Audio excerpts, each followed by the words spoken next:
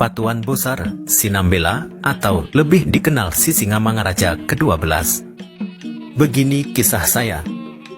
Saya Patuan Bosar Sinambela atau dikenal Sisingamangaraja ke-12 lahir pada tanggal 18 Februari 1845 merupakan seorang raja dari negeri Toba dan pejuang yang berperang melawan Belanda selama 30 tahun.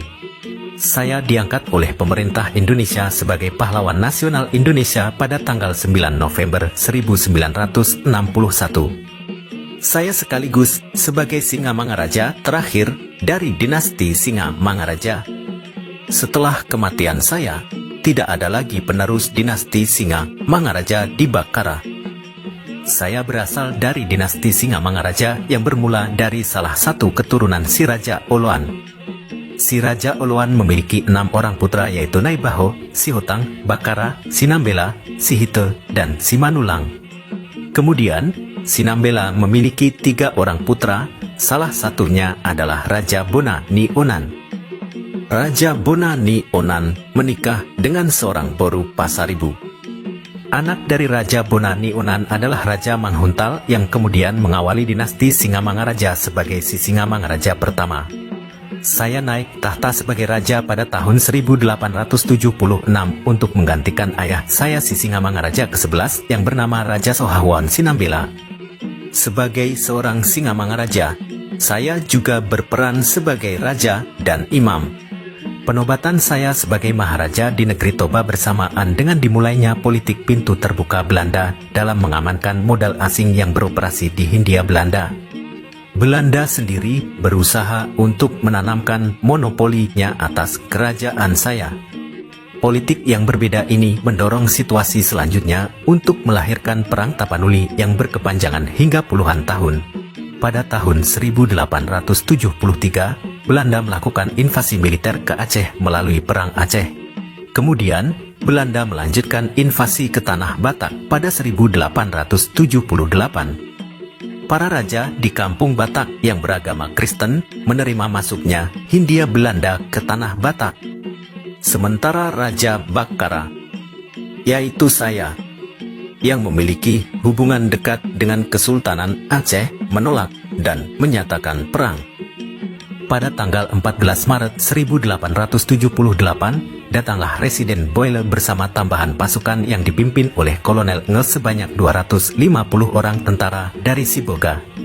Pada 1 Mei 1878, Bakara yang merupakan pusat pemerintahan saya diserang oleh pasukan kolonial. Pada 3 Mei 1878, seluruh Bakara telah ditaklukkan, namun saya beserta pengikut saya dapat menyelamatkan diri dan terpaksa keluar mengungsi. Sementara yang tertinggal di Bakara dipaksa Belanda untuk bersumpah setia dan kawasan tersebut dinyatakan berada dalam kedaulatan Hindia Belanda.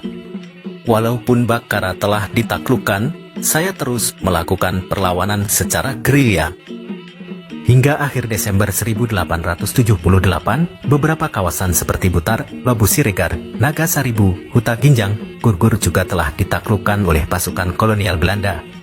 Namun, pada 17 Juni 1907 saya disergap oleh sekelompok anggota Korps Marsose, sebuah pasukan khusus Belanda yang penyergapan tersebut dipimpin oleh Hans Christoffel di kawasan Sungai Aksibulbulon, di suatu desa bernama Sionom Hudon, di perbatasan Humbang dengan Dairi.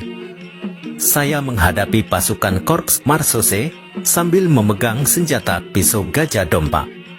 Saat saya sedang melakukan perlawanan, seorang penembak jitu mendaratkan tembakan ke kepala saya, tepat di bawah telinga. Menjelang nafas terakhir, saya tetap berucap, "Ahu Sisingamangaraja."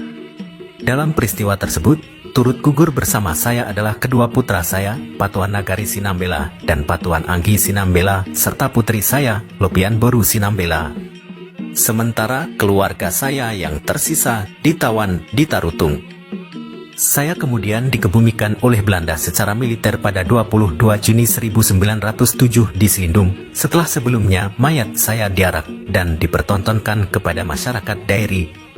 Makam saya kemudian dipindahkan ke makam pahlawan nasional di Soposurung, Bali sejak 14 Juni 1953 yang dibangun oleh pemerintah, masyarakat, dan keluarga.